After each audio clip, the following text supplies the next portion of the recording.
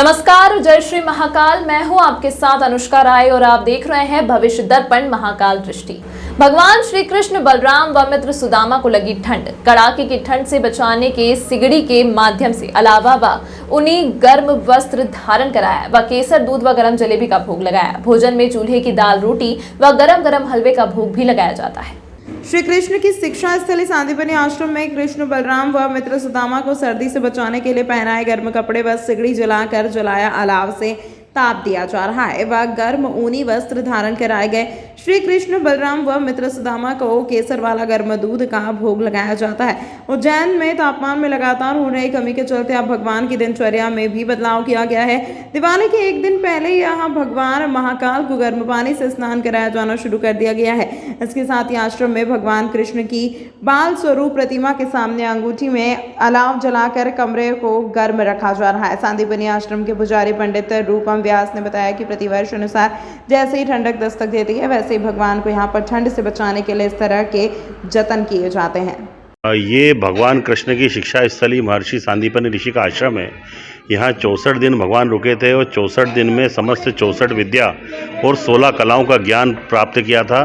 जब भगवान की उम्र मात्र 11 साल और 7 दिन की थी, क्योंकि ये 11 साल और 7 दिन की उम्र जो है वो भगवान के बालक के रूप की है। यहाँ पर हमेशा बाल भाव की ही सेवा की जाती है। तो आज क्योंकि शीतलहर का प्रकोप काफ़ी बढ़ गया है उज्जैन के अंदर, और हमारे यहाँ प्रतिवर्षानुसार वंशानुगत जो व्यवस्थाएं हैं कि कार्तिक पूर्णिमा से लेकर मकर संक्रांति तक भगवान को हम लोग गर्म जल से स्नान कराते हैं, गर्म कपड़े उनको पहनाए जाते हैं, जिसमें भगवान को स्वेटर पहनाया है, टोपा पहनाया है, भगवान को ताप के लिए अंगीठी लगाई गई है। उस अंगीठी से भगवान अपने आप को तापते हैं, ताकि हमारा भी ऐसा विश्वास होता है कि भगवान को कभी सर्दी यहाँ पर नहीं लगे, किसी प्रकार का उनको रोगादि से वो रोगादि नहीं लग पाए, क्योंकि ऐसी मन की भावनाएं रहती हैं। साथ ही गुरु सांदीपनि जी और गुरु माता जी को भी यहाँ पर शाल उड़ाई गई है, क्योंकि यहाँ भोग का भी जो रूप है, पहले जो भगवान को पहले शीतोष्ण भोग लगता था, अब ये है कि गर्म भोजन का ही उपयोग किया जाता है, जिसमें भगवान को हम लोग दूध और जलेबी का, दूध और इमरती का भोग लगाते हैं सुबह सुबह मध्याह्न काल में। साथ ही यहाँ पर गर्म भोजन ही बनाया जाता है। चूल्हे की रोटी है, चूल्हे की दाल है, चूल्हे की बनी हुई कोई सब्जी है, और जो भी उपलब्ध में हलवा हो जाता है, सूजी का हलवा हो, चाहे मूंग का हलवा हो, चाहे गाजर का हलवा हो, वो हलवा बनाकर हम लोग भगवान को भोग के रूप में परोसते हैं। पटनी बाजार स्थित सौभाग्येश्वर महादेव की गली निवासी 65 वर्षीय वेणुकांता पंड्या गोपाल मंदिर पर दर्शन के लिए गई थी। इस दौरान मंदिर में ही दर्शन करते समय उन्हें महिला चोरों की गैंग ने आसपास से घेर लिया और पीछे खड़ी संदिग्ध महिला ने साथियों के साथ मिलकर घटना को अंजाम देते हुए महिला के गले में पहनी हुई चेन को शातिर तरीके से चुरा लिया। कार्तिक पूर्णिमा पर महिला चोर गैंग ने शहर में बुजुर्ग महिला की चेन पर हाथ साफ कर दिया। घटना का वीडियो सामने आया, जिसमें महिला गैंग के साथियों ने बुजुर्ग महिला को घेर कर वारदात को अंजाम दिया।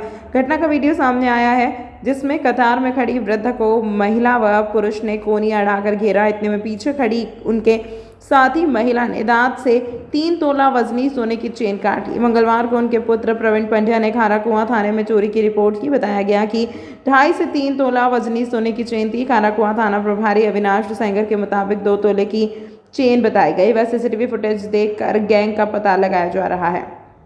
कलेक्टर एवं जिला निर्वाचन अधिकारी कुमार पुरुषोत्तम मतगणना की ट्रेनिंग के दौरान परीक्षणार्थियों को मतगणना की प्रक्रियाओं के संबंध में निर्देश दिए गए हैं। कलेक्टर एवं जिला निर्वाचन अधिकारी कुमार पुरुषोत्तम ने देवास रोड स्थित विक्रम विश्वविद्यालय परिसर में स्वामी विवेकानंद अभियांत्रिकी महाविद्यालय में विधानसभा निर्वाचन के अंतर्गत माइक्रो ऑब्जर्वर, गणना पर्यवेक्षकों एवं गणना सहायकों के प्रशिक्षण की प्रक्रिया का निरीक्षण कर प्रशिक्षणार्थियों को निर्देश दिए कि आयोग के स्पष्ट निर्देशों का कड़ाई से पालन करना सुनिश्चित करें। मतगणना प्रक्रिया में एक रूपता के साथ कार्य किया जाए। मतगणना के दिन मतगणना पर्यवेक्षकों, गणना सहायकों आदि नियमों के तहत कार्य करें। कलेक्टर ने प्रशिक्षण कक्षों में बैठकर ट्रेनर्स के द्वारा प्रशिक्षणार्थियों को दी जा रही मतगणना की प्रक्रियाओं को सुना और संबंधित को आवश्यक दिशा निर्देश दिए। निरीक्षण के दौरान अपर कलेक्टर प्रीति यादव, अपर collector Sandeep Soni, SDM Garg doctor Sandeep Nadkarni आदि उपस्थित थे। प्रशिक्षणार्थियों को प्रशिक्षण डॉक्टर विजय सुखवानी, प्रोफेसर इंद्रेश मंगल आदि ने दिया। के बारे में निर्वाचन आयोग के बड़े स्पष्ट निर्देश हैं। ट्रेनिंग पे फोकस इसलिए होता है कि जो निर्देश है उसका पालन करें तो कभी विवाद की स्थिति नहीं होगी, क्योंकि आजकल सारे लोग पढ़े लिखे हैं। राजनीतिक दल के जो प्रतिनिधि हैं उनके पास भी वही उपलब्ध किताबें हैं, तो एक रूपता रहे और सबको क्लियर हो, इसलिए हमने राजनीतिक दलों के जो एजेंट हैं उनको भी ट्रेनिंग के लिए बुला रहे हैं। अभी ट्रेनिंग किस प्रकार से चल रही है, किस प्रकार से? अभी जो ट्रेनिंग है इस बार 3 तरह के लोग हैं। एक तो जो काउंटिंग एजेंट्स होंगे जो ईवीएम से गणना करेंगे, दूसरा जो पोस्टल बैलेट की गणना करेंगे क्योंकि पोस्टल बैलेट बहुत बड़ी संख्या में आए हैं, और तीसरा जो माइक्रो ऑब्जर्वर है जो हर टेबल पे उस गणना का पर्यवेक्षण करेंगे। तीनों की ट्रेनिंग अलग अलग हो रही है। इस अंक में फिलहाल इतना ही। अगले अंक में आपसे फिर होगी मुलाकात, तब तक के लिए नमस्कार।